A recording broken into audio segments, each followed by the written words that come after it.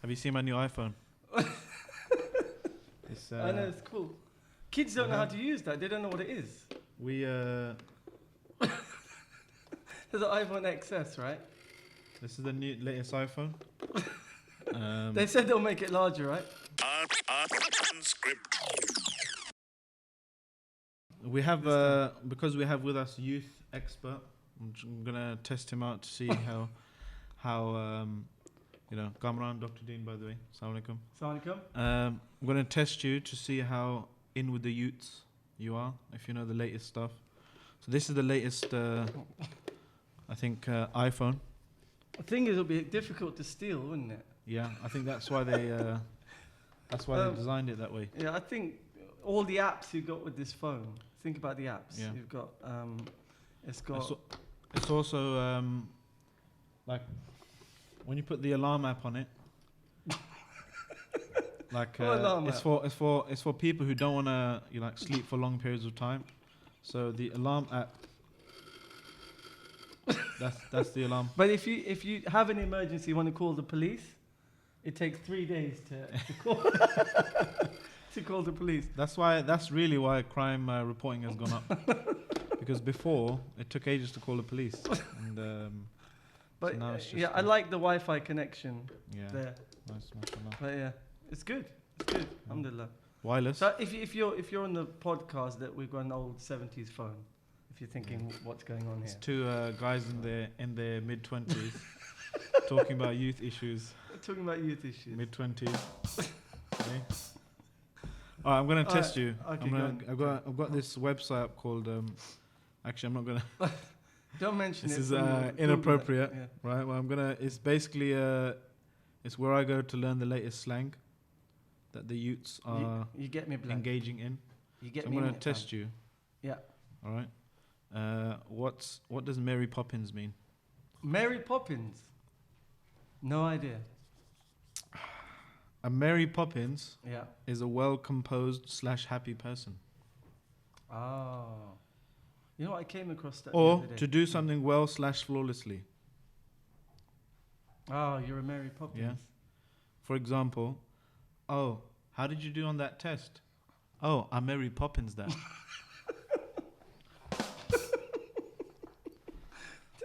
Oh, you're gonna So you learn embarrass me something now. new You're every gonna day. embarrass me, man. I'm going to give you an easy one. What does blood fire mean? Blood fire is when you want to praise something, excessively, like you think this is sick, this is done, this is amazing. Okay. Should we give him that? Blood fire. Whoops.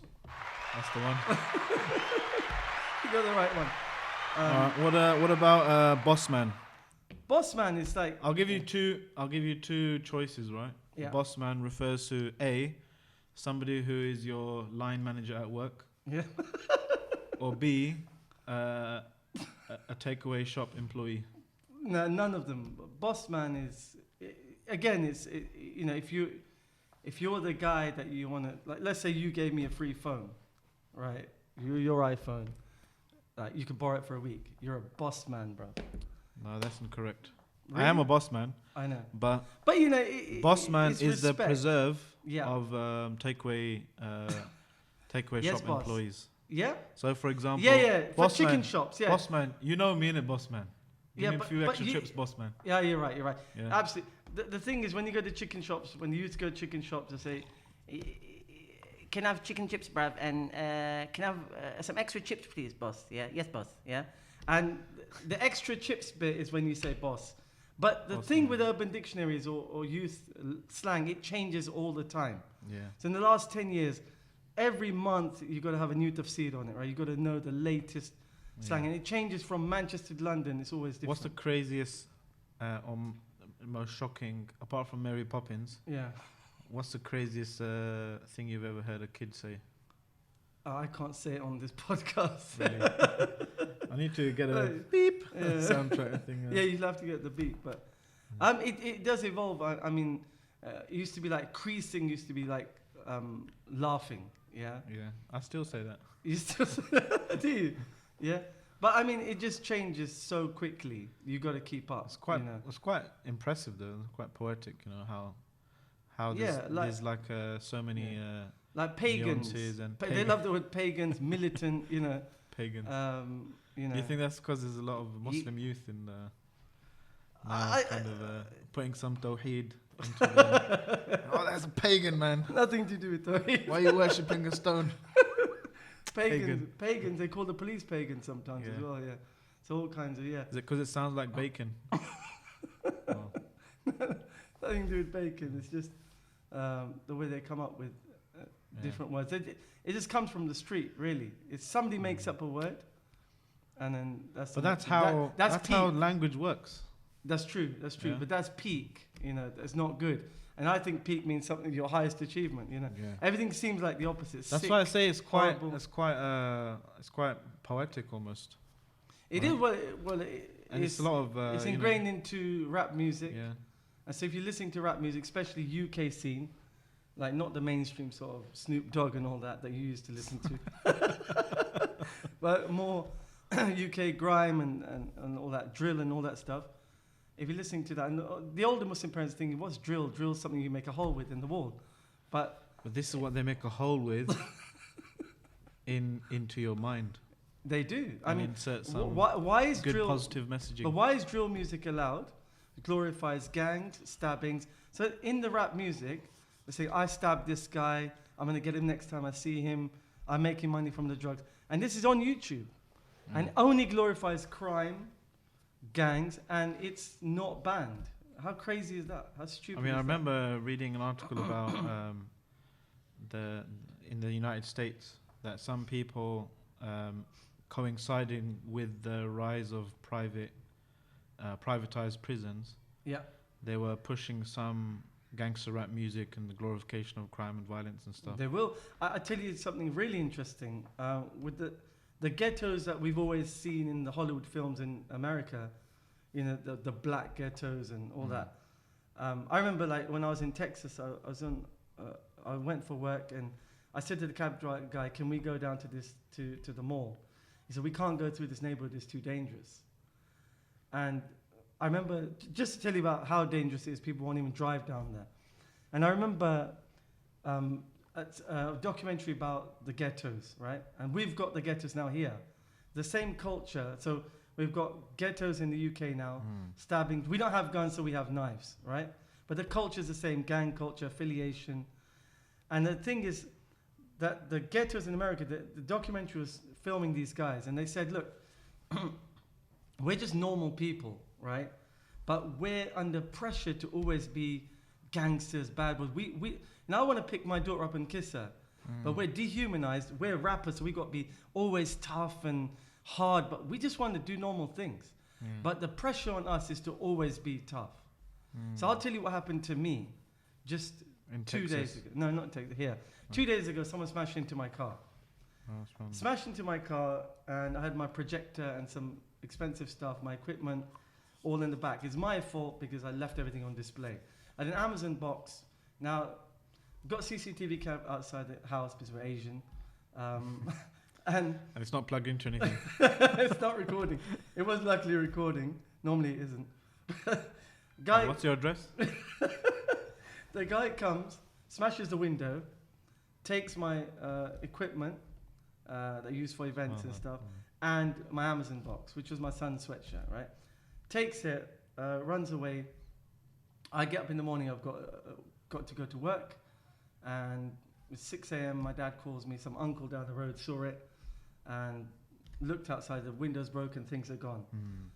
I've got to go to work, so I go to the police station on the way, report it, and the police officer goes, you don't have, you didn't bring the CCTV. I said, I'm getting late for work. Take it, go to work, come back, and then one of my friends comes. He goes, look, I know there's some guys around here. Let's have a look. Because a projector to a ute is useless, right? What are they going to do with it?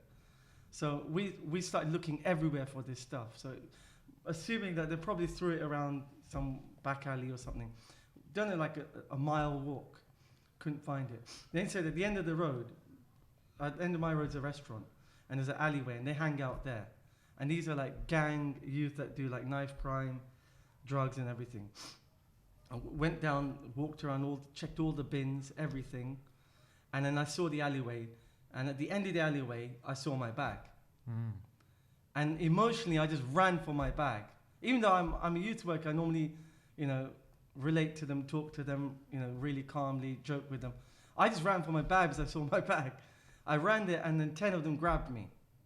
Literally grabbed me, manhandled me, pushed me, bruised me here, put me on the floor. And I said, guys, calm down. That's my bag. And they go, well, it's not yours. I said, look, I can tell you what's inside it. No. The bag was empty except for 2 things that were left in it. And I said, look, this is mine. You've got to give it to me. And they go, well, it's not. It's somebody else's. I said, who? And they gave me the name of the guy. Go, he got arrested last night. I said, well, do you know where the stuff is inside? And they go, we don't know. So I go back to the police station, say, I found my bag, so half my stuff is there. There's nothing we can do about it. They sent 4 times, they sent police vans there. And I was there when they came. It's the end of the road, I could hear the siren. I said, look, I've got half the evidence. Can you just go and look for my stuff? It's going to be in that alleyway. Because they've got old derelict cars, they're sleeping in the cars and stuff. Nothing happened. So this is a really interesting bit about youth work.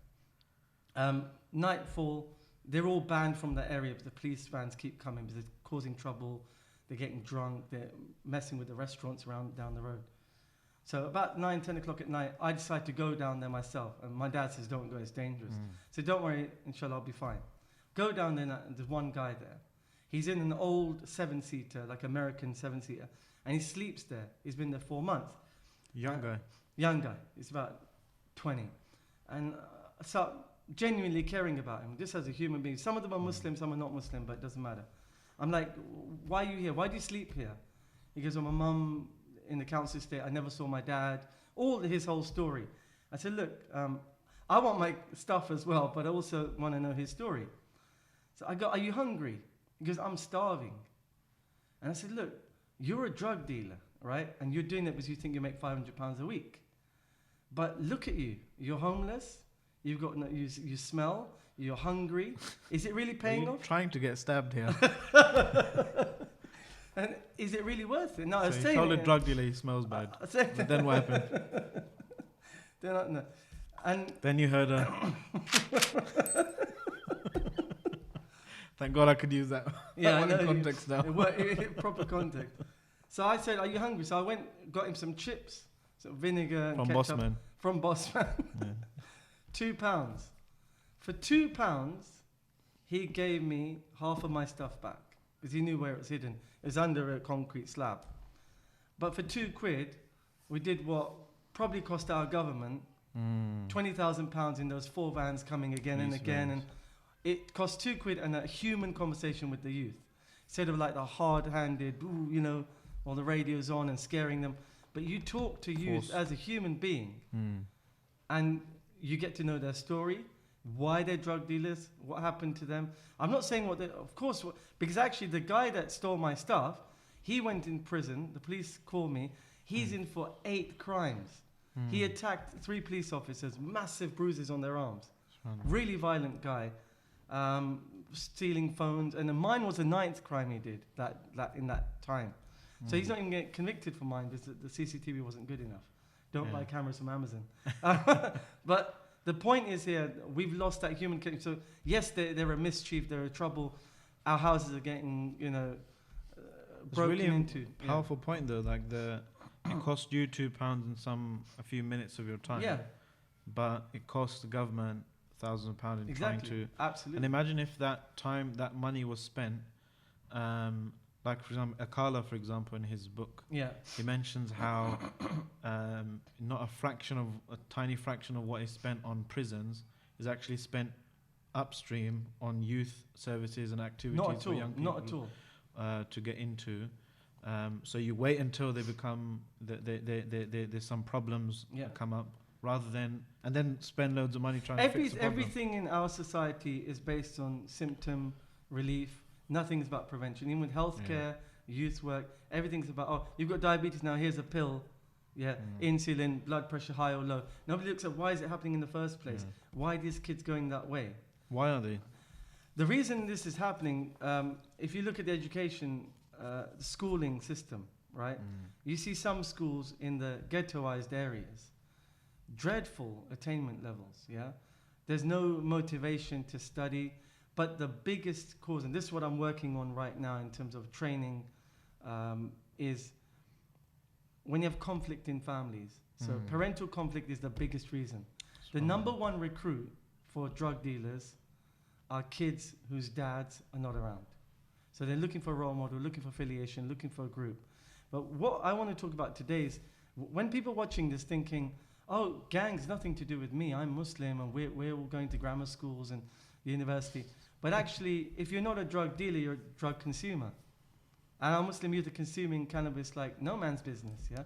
So whether you're selling, if you're at Oxford, you're consuming it, you know? Yeah. So everyone's in that cycle. If you're youth, weed is now the new cigarette. You know, weed is normal.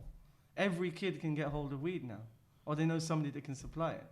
So what I don't want people to think is, oh, this podcast is about youth on street corners, nothing to do with me. But every Muslim youth and non-Muslim youth is affected by this culture. It's part of a broader kind of economy and that kind of stuff. Absolutely. So that's just drugs. But then, if you look at the whole Muslim youth situation right now, it's a crisis. I mean, you were at the event, but it's a crisis beyond what anyone is actually looking at. I'm saying it's way beyond. This is the end of British Muslim in terms of who we are, because culturally, or in terms of our value system, it's all gone down the pan. Marriage is optional now. Our youth, a lot of our youth are becoming loners. So whether that's because of mental health or just life choices, so they're getting jobs and moving out from their parents' homes, living on their own, and they're going to live like loners. Yeah. So these are societal changes that we haven't realized happened, which I've been looking at Britain last 10 years. Britain is the loneliness capital of Europe. It is, but what we think is, like Avengers Endgame, we've got this force field to protect us, that we're immune because we're Muslim. Spoiler alert. I haven't seen it. I know, nobody has yet. It's not out yet. I know you guys have your ways in it.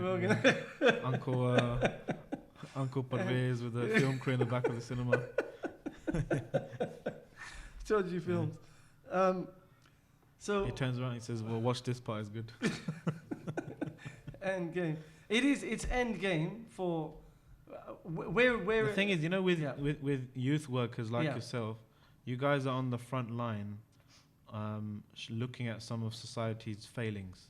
Yeah. Similar to, I put you in the same category as people who work in NHS, in A&E in particular, in the police. They see what happens on Friday nights, Saturday nights on the streets. Yeah. Social workers or people who do fostering. My sister, she does fostering, for example, and she gets really sad cases of kids, you know, mum's alcoholic, dads don't know who their dad is, all that kind of stuff, right? Yeah. We don't really get a picture of that if we're not in those areas. We just think, we just watch TV, watch the news. Yeah. And because this isn't news, it's not really news. You're right. But that's society is crumbling. You're absolutely right for youth workers, grassroots youth workers. But my work's different. My work is with the parents as well, with the community, with the mosques, community centres, schools, universities, everything. So give us some idea of statistics.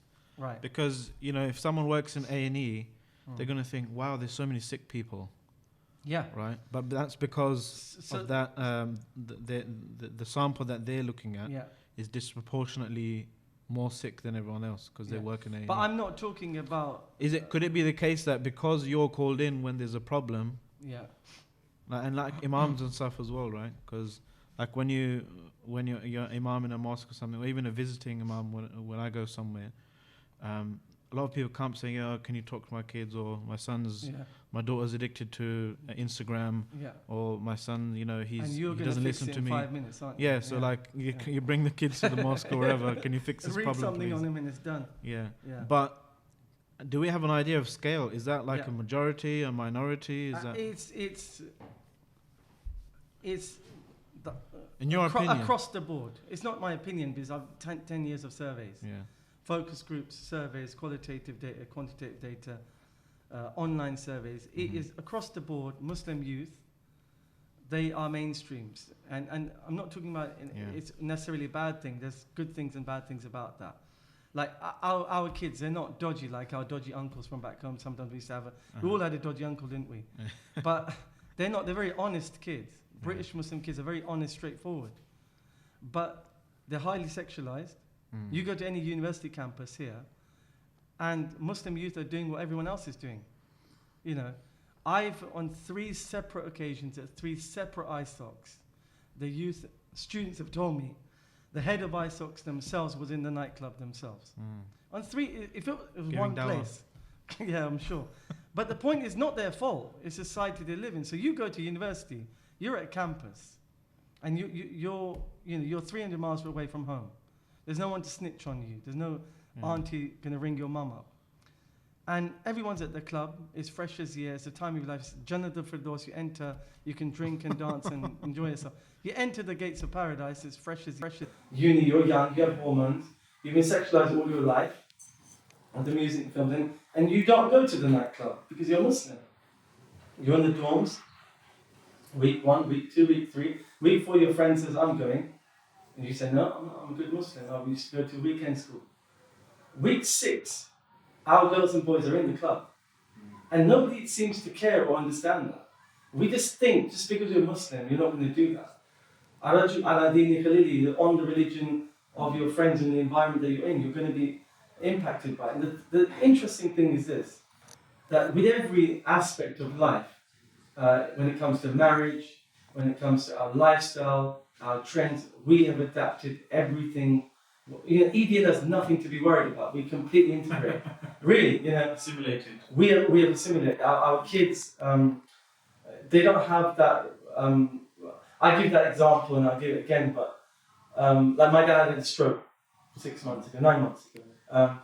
And I'm there, I'm there, you know, my brother and sister were taking him around, helping him walk, physio, buying exercise bikes, taking him out. And I'm thinking, would my kids do that for me? And what I'm seeing with this new generation is that they're the type of generation that we've raised because of all this positive parenting, which has gone crazy and able. And we've over-parented our kids, nothing wrong with positive parenting. We've over-parented them that they can't handle life and they're having all these issues with mental health. But back to my dad's case, I'm thinking, are our kids the type that if me or you had a stroke, God forbid, or became ill or bedridden, our kids would come, bring us a lovely expensive card and a bouquet of flowers and kiss us on the forehead, say, love you dad, and go.